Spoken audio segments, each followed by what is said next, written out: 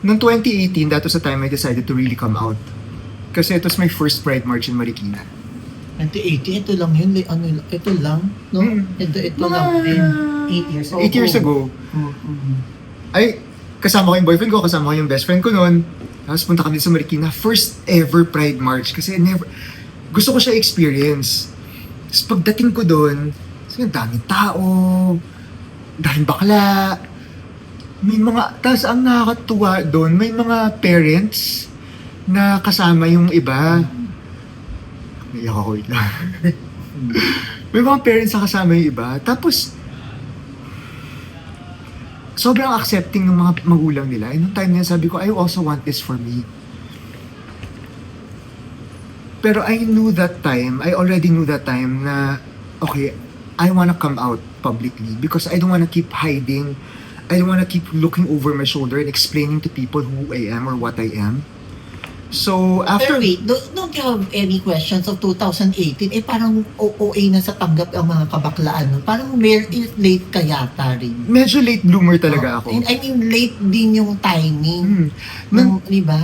Oo. 2018, ang dami ng bakla, no? Oo, pero kasi nung time na yun, ang exposure ko lang sa community, yung volleyball group ko. Kasi for the longest time talaga, church kid talaga ako di ba? Nung bata-bata ako, like mga early 20s, as in 21 to 26, tumatakas ako sa bahay. Nung time na may government pa sa Makati, nung time na hindi pa... Kasi yun yung pinakamalapit sa bahay.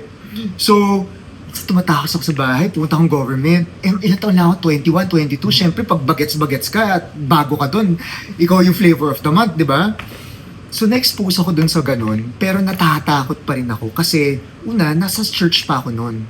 So, yung guilt at yung internalized homophobia ko sa sarili ko, naglalaban kasama yung desire for me to come out. So, kasi coming out talaga is a process eh. And yung timeline natin iba-iba. There are some, like yung boyfriend ko na yun, hindi niya kailangan mag-come out.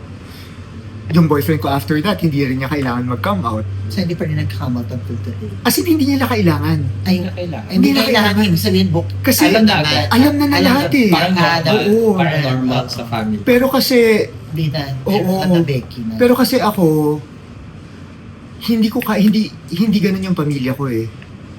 Yung pamilya ko kasi very postura, very traditional, very church, very conservative. Kaya it took me time. Actually, hindi nga lang siya time eh. Kaya this is why... How old is your dad now? My dad is 68. He's 68 years old. And he finally accepted me. I have a TikTok on that eh. He finally accepted me nung 2021. Bago na yung jowa ko nun. Ang nakakatawa kasi yung mga jowa ko, instrumental sa mga coming out stories ko eh.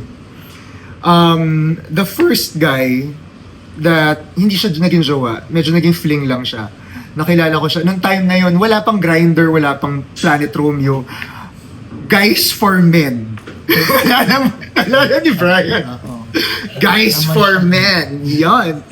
Nakilala ko siya doon. Tapos, I was fresh out of college. I was 21 years old. And, so chat-chat kami. Tapos, atinista si kuya. May thing ako sa mga konyo. So magaling mag-English. So, syempre, na-fall ako ng onte. Nakita kami nung gabi, nung madaling araw. Sinundo niya ako sa bahay. Tumakas ako sa bahay. Tapos, biglang tumawag sa akin yung nanay ko. Sabi niya, nasan ka?